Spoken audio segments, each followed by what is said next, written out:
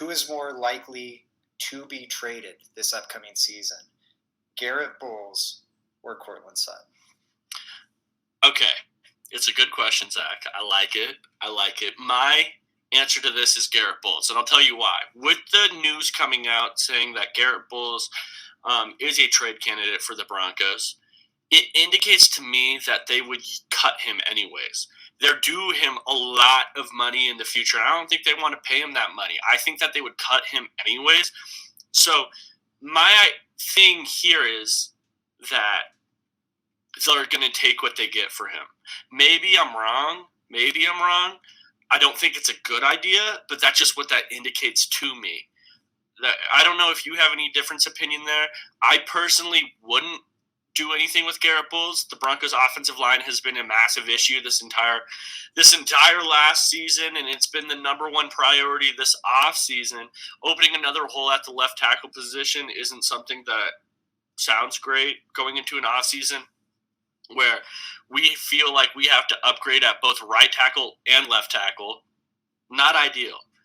Seattle isn't the plan. They got really lucky nailing 2 rookie tackles right there. That looked pretty good for the season. That isn't and should not be expected. That absolutely should not. So I am worried about it. I would not get rid of Garett Bolles, especially if Sean Payton expects to come into the season and win. If the Broncos are a win-now team, getting rid of Garett Bolles doesn't make much sense, especially considering that I don't think they're going to get much back for him. So do you agree with me? Yeah, you still think they're going to trade him?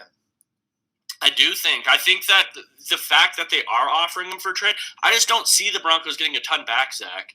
That's my thing. So that indicates to me that they'd cut him anyways. That's what that tells me. Like, the fact that you're going to get – I mean, what do you think they get back for Garett Bolles? I think they should be able to get something, and I think you're on the right track. One note I had it might take me a second to find the proper name here. There was a Giants offensive lineman who in 2021 suffered a leg fracture, like Garett Bolles. It took him much longer to recover here. Let me see if I have it handy. I don't. Dang, I thought I screenshotted it. Well, there was a Giants offensive lineman. He took 13 months to get back. So that would get Garett Bolles back around like week 9, halfway through the season, and you're paying him $18 million this year and then $20 next year. And he was already showing some pretty severe signs of decline.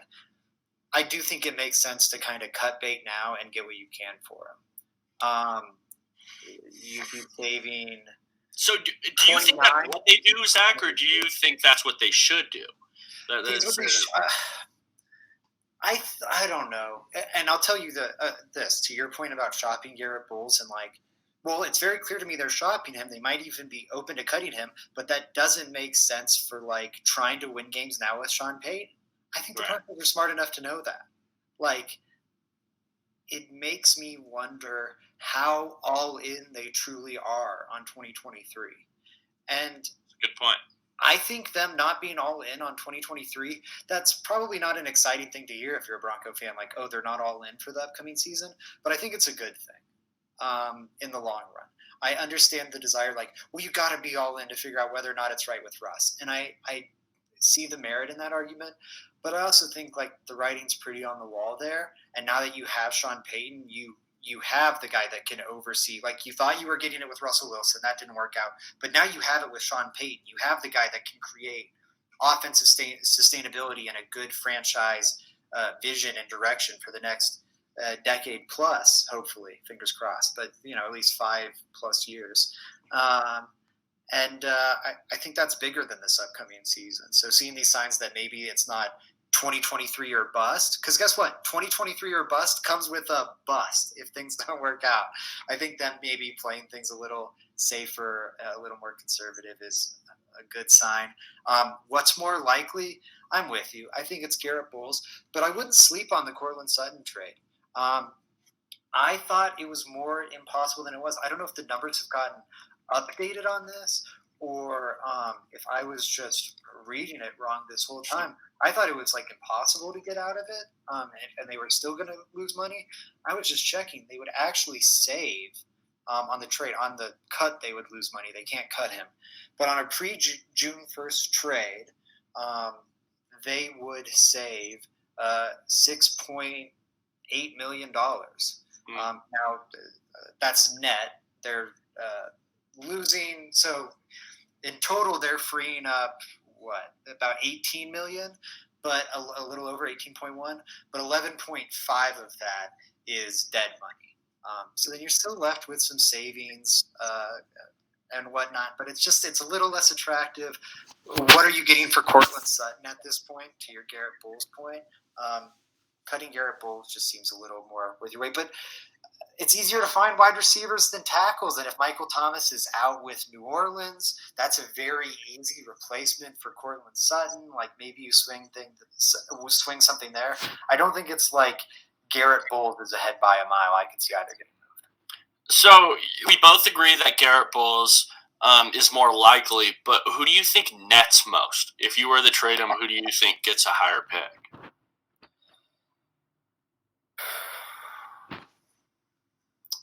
Oh, man. It's a tough one. No, I agree with you. After the trade... Because we have Courtland Sutton, who's coming off and I'm just going to lay it out real quick. We have Courtland Sutton not coming off the best season of his career.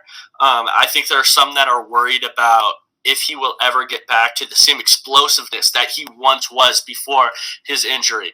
And now with Garett Bolles, we're wondering... there was a little bit of a regression after the Mike Munchak fire. And then also he is coming off a season-ending injury. So that's why it's a little confusing. But back to you, Zach. Yeah, I thought that was well put, Joey.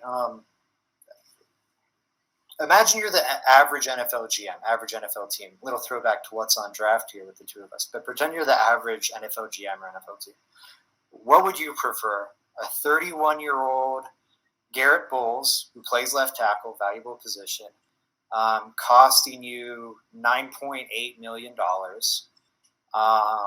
against the cap at 31 years old, showed some signs of decline without Mike Munchak. Or Courtland Sutton, who's also showing signs of decline post-ACL, but is age 28 and would only cost $6.8 million. And you consider what wide receivers are making nowadays.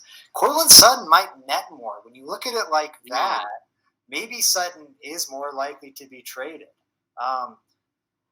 Because I can talk myself into offering a fourth or a fifth for Sutton a lot easier than I can for Bolles. And if the Broncos are really just looking to recoup draft capital, that's the end-all, be-all.